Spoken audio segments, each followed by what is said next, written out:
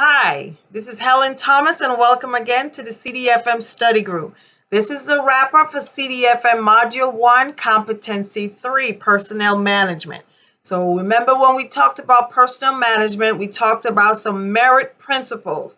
How many merit principles are there? There are 9, that's correct. And so those are just basic standards, principles of things that are expected as employees for the federal government. So now we're going to look at the employment process from cradle to grave, in a sense, from your hiring to leaving federal government. So there are various ways in which you can hire. You can either hire from outside the federal government or hire from within. That means someone's already working somewhere within the federal government and we can hire them. So the process for hiring from outside the federal government, there's a 4-step process. There's the examination. It could be assembled exams, such as when you go on the USA Jobs and you actually have that survey that you have to fill out, or unassembled exams, provide rating based on your experience, your training, your education. Those are unassembled exams. You have the application. That's number 2, your processing of your application. They kind of weigh your application to see where you stand with the qualifications necessary for the job. Then a selection is made, the rule of 3. That means the top 3 individuals who qualify for the job will then be selected for that interview. Veterans' preference is very key in the selection process because if a veteran with a 30% disability or more is passed over, they fall in the top 3, but they're passed over for whatever reason, is they have to be notified in writing of the reason in which they were passed over. And in such, they have the ability to then respond to that passover. Once hired, that individual has a probationary period of how long? 1 year. So that's correct. So filling of positions outside. Now let's look at filling positions from inside the federal government.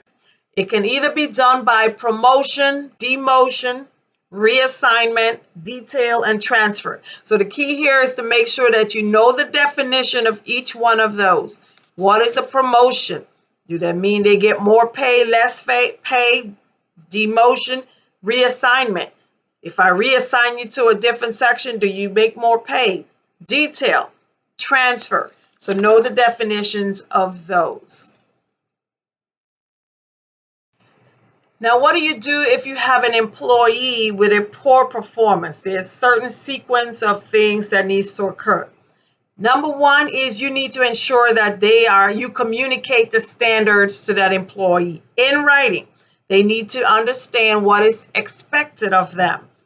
And then if they have a poor performance, then you need to revisit, sit down with them, make sure they understand why they didn't meet the standards and what they need to do to meet the standards. You give them an opportunity to improve, and then you reassess. So ensure that you understand that process.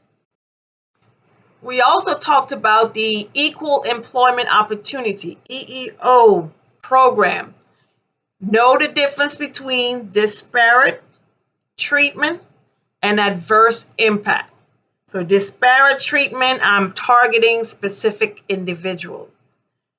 Adverse impact, and that's direct. So disparate treatment is a direct, I want to directly impact a specific race, color, gender. Adverse impact is indirectly based on a process or policy that I put in place. I'm targeting groups. So I don't intentionally do it, but it still happens. So the timeline there, if you have an EEO complaint, you have 45 days from the date of the incident to report it to an EEO counselor. And once you notify that EEO counselor, a formal complaint or an informal complaint, then that counselor has an additional 30 days to then do their investigation to determine what's going on. Understand that your EEO counselor does not make any decision. They serve more as a third party, that mediator, to then try to help you figure out amongst your organization how you guys can work out the conflict or the issue or the potential EEO incident. All right, of course, when you have different personalities in an organization, you have to deal with conflict. So there are different ways and approaches to dealing with conflict. You have avoiding the conflict, accommodating, competing, compromising, collaborating. I would advise you to learn them in that order. The least preferred is avoiding. The most preferred is collaborating. Know the definition of each one of those 5 approaches. And so if you're given a scenario, least preferred, I don't want to deal with the issue, that's avoiding it. Least preferred, because that means that conflict is just festering and waiting for somebody to explode. Collaborating means both sides can sit together to come up with a solution. And it doesn't feel like a win-win, or I'm just accommodating. Okay, whatever you say, fine. Competing. Okay, well, who talks the loudest? I'm going to win because I talk the loudest. Let's compete. Or compromising, meaning I give up something, you give up something, versus when we collaborate, then we feel like we both can give our input and together we come up with the solution. That is the best method for dealing with conflict. So let's talk about sometimes the federal government has to do a reduction in force. That means a large number of individuals will have to be asked to leave the federal government because of pay, because of downsizing, whatever the issue. So the bottom line is the cost of a RIF can come from the President, Congress, OMB, Office of Management and Budget, or from decisions made by the Secretary of Defense. Talks about a furlough. A furlough is any non-duty, non-pay status of 30 or less calendar days or of 22 or fewer discontinuous work days, and that is considered an adverse action.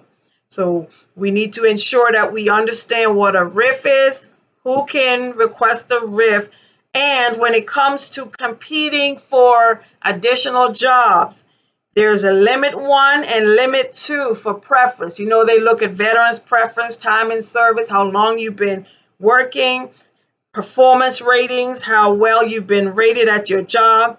So limit 1 is called competitive.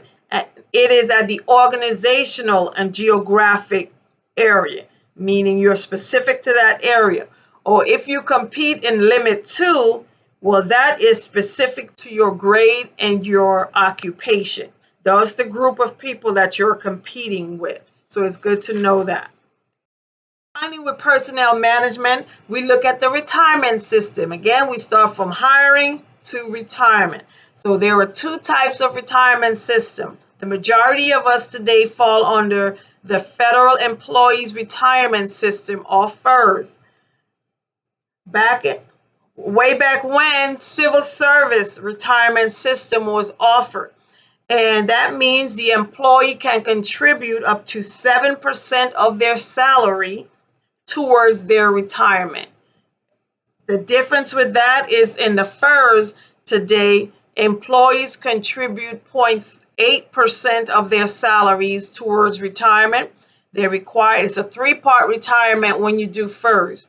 You have that high 3, so high average of the pay for when you get ready to retire.